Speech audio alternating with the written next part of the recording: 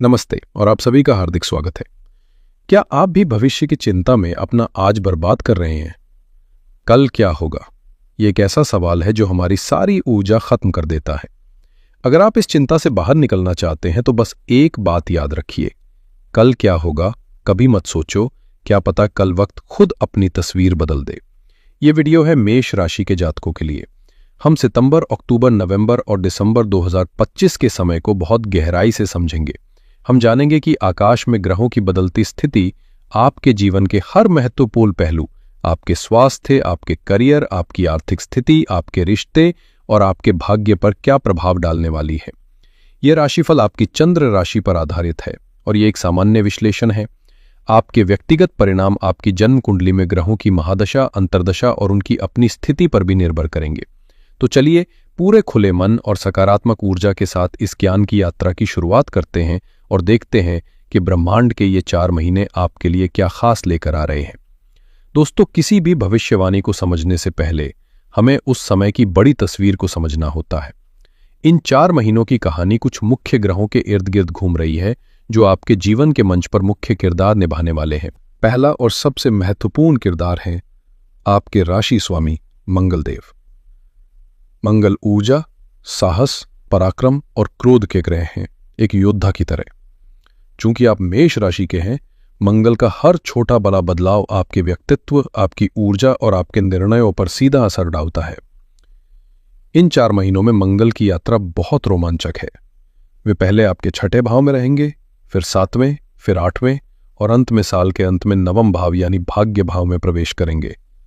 मंगल की ये यात्रा ही आपके इन 4 महीनों के अनुभव का सार तय करेगी। दूसरे मुख्य किरदार हैं कर्म फलदाता शनिदेव। शनि न्याय के देवता हैं। वे आपके कर्म और करियर के स्वामी हैं। फिलहाल शनिदेव आपके 12वें भाव में वक्री यानी उल्टी चाल चल रहे हैं। जब शनि वक्री होते हैं तो वे हमें हमारे अधूरे कामों को पूरा करने, पुरानी गलतियों पर फिर से विचार करने के लिए मजबूर करते हैं। इसीलिए आपको महसूस हो रहा होगा कि काम रुक रुक कर हो रहे हैं, विदेश यात्रा में बाधा आ रही है। लेकिन इस अवधि की सबसे बड़ी खुशखबरी में से एक ये है कि 28 नवंबर को शनिदेव मार्गी हो जाएंगे यानी सीधी चाल चलने लगेंगे। ये एक ठहराव के बाद जीवन की गाड़ी के फिर से पटरी पर आने जैसा होगा। तीसरे महत्वपूर्ण ग्रह हैं देवगुरु बृहस्पति।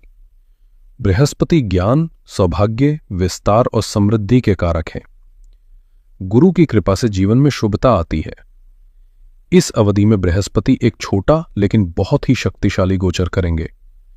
19 अक्टूबर से 3 दिसंबर के बीच वे अपनी उच्च राशि कर्क में यानी आपके सुख स्थान में प्रवेश करेंगे। जब कोई ग्रह अपनी उच्च राशि में होता है तो वो अपना सर्वश्रेष्ठ फल देने की क्षमता रखता है।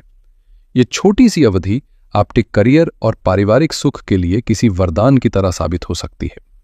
और अंत में हम सूर्य और शुक्र के प्रभाव को नजरअंदाज नहीं कर सकते। सूर्य आपकी आत्मा, आत्मविश्वास और 5म भाव के स्वामी हैं, वहीं शुक्र आपके धन, परिवार और विवाह के कारक है। दुर्भाग्य से अक्टूबर के महीने में ये दोनों ही ग्रह अपनी अपनी नीच राशि में गोचर करेंगे। जब कोई ग्रह नीच का होता है तो उसका बल क्षीण हो जाता है और वो शुभ फल देने में कठिनाई महसूस करता है। ये समय रिश्तों, आर्थिक स्थिति और आत्मविश्वास के लिए एक परीक्षा का दौर होगा। लेकिन घबराइए नहीं, क्योंकि नवंबर की शुरुआत में ही शुक्र अपनी स्वराशि तुला में आकर एक शक्तिशाली मालव्य महापुरुष राजयोग बनाएंगे जो इन सभी समस्याओं का समाधान लेकर आएगा। तो कुल मिलाकर इन 4 महीनों की कहानी है संघर्ष से समृद्धि तक की यात्रा। शुरुआत में स्वास्थ्य और रिश्तों को लेकर कुछ चुनौतियां हैं, मध्य में एक बहुत ही संवेदनशील दौर है, लेकिन साल का अंत आपके लिए भाग्य का दरवाजा खोलने वाला साबित होगा। आइए अब जीवन के हर क्षेत्र पर इन ग्रहों के प्रभाव को महीने दर महीने बहुत विस्तार से समझते हैं। सबसे पहले बात करते हैं आपके व्यक्तित्व और स्वास्थ्य की। मेष राशि वालों, आपकी पूरी पहचान आपके स्वामी मंगल से जुड़ी है। आपकी ऊर्जा, आपका स्वास्थ्य, आपका स्वभाव सब मंगल से ही नियंत्रित होता है। सितंबर की शुरुआत से 13 सितंबर तक मंगल आपके 6ठे भाव में विराजमान रहेंगे। ज्योतिष में 6ठा भाव रोग, ऋण और शत्रु का होता है। ये एक संघर्ष का भाव है।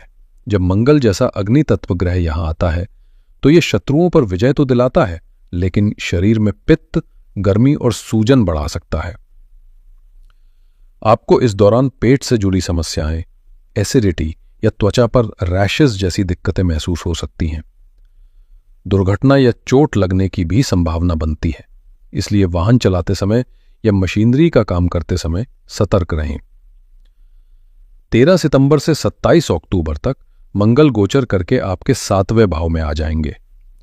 यहां से मंगल की सीधी दृष्टि आपके पहले भाव यानी आपकी राशि पर पड़ेगी। यह आपके लिए एक बड़ा बदलाव है। आपकी ऊर्जा का स्तर अचानक बढ़ जाएगा। आप बहुत आत्मविश्वासी और साहसी महसूस करेंगे। समाज में आपका मान सम्मान बढ़ेगा। लेकिन सिक्के का दूसरा पहलू भी है।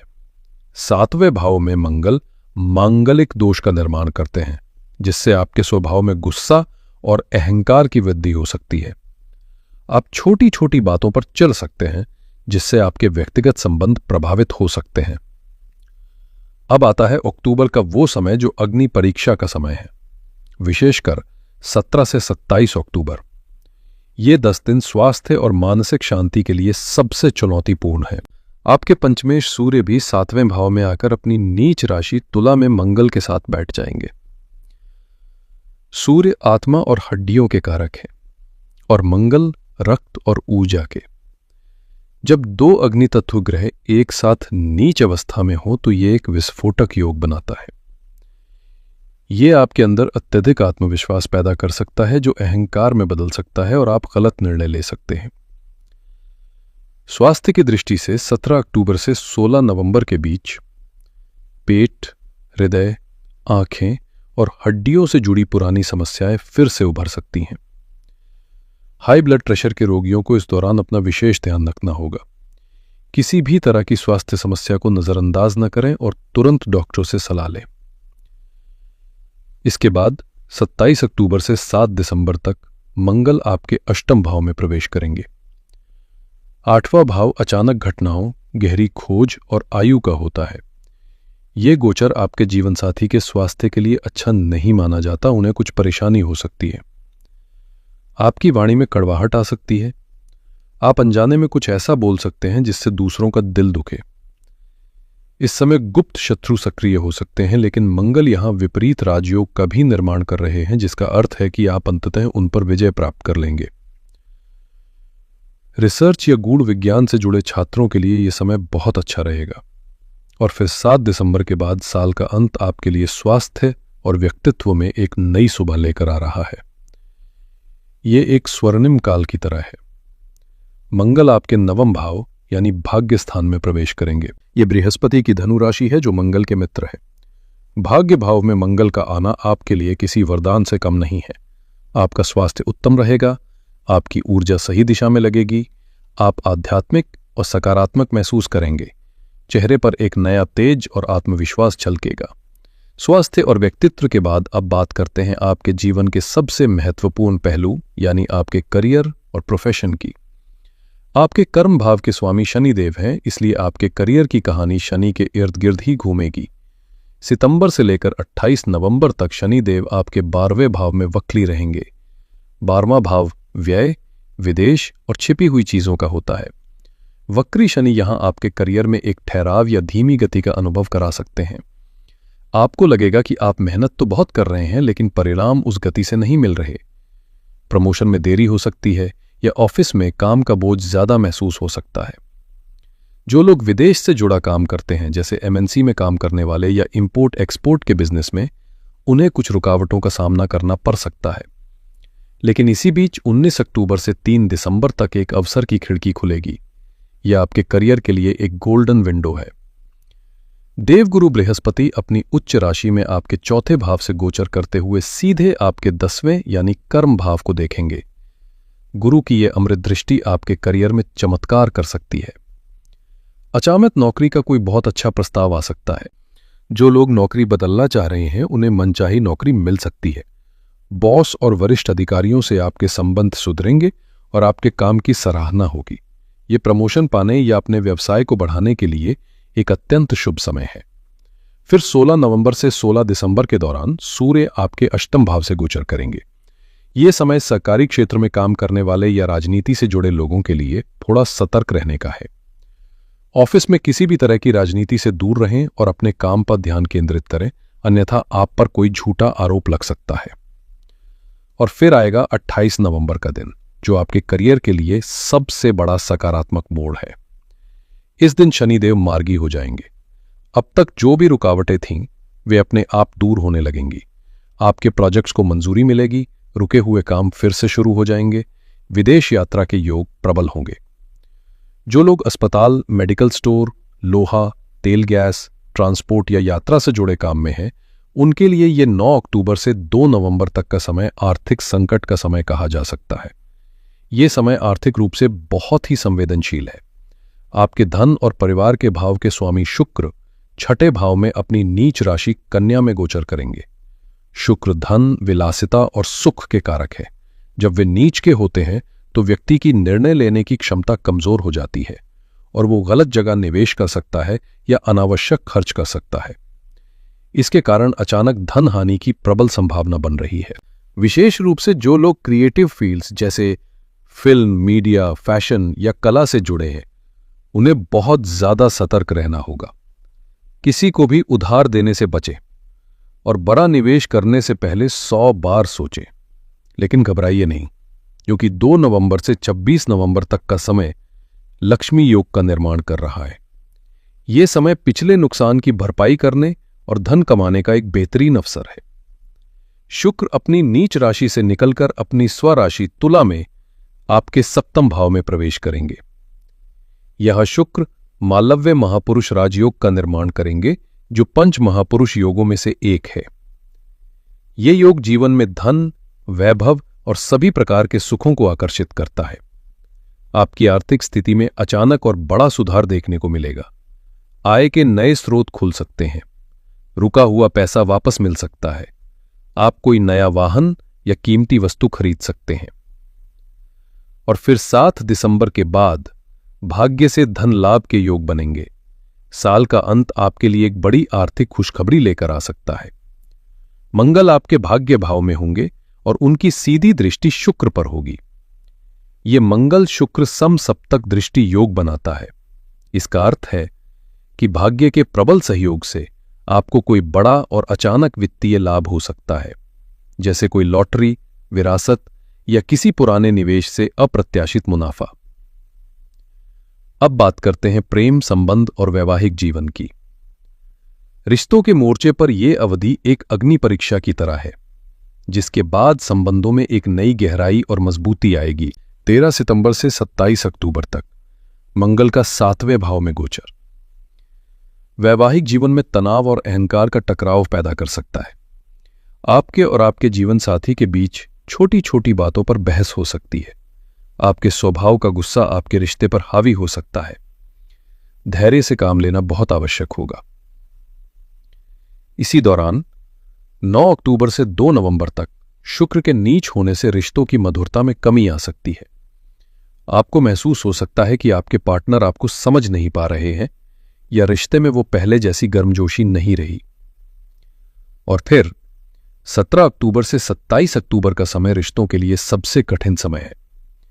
7वें भाव में नीच के सूर्य और मंगल की युति एक ज्वालामुखी की तरह है। यह समय संबंधों में अलगाव तक की स्थिति पैदा कर सकता है। अपने रिश्ते को बचाने के लिए आपको अपने अहंकार को एक तरफ रखना होगा और बहुत शांति से काम लेना होगा। जो महिलाएं गर्भवती हैं, उन्हें इस अवधि में अपना और अपने बच्चे का विशेष ध्यान रखना चाहिए। लेकिन इसके ठीक बाद 2 नवंबर से 26 नवंबर तक प्रेम और रोमांस की वापसी होगी। जैसे ही शुक्र अपनी स्वराशि तुला में प्रवेश करेंगे, आपके रिश्तों में मानो फिर से बहार आ जाएगी। ये मालव्य योग वैवाहिक जीवन के लिए अमृत के समान है। गलतफहमियां दूर होंगी, प्यार और रोमांस बढ़ेगा।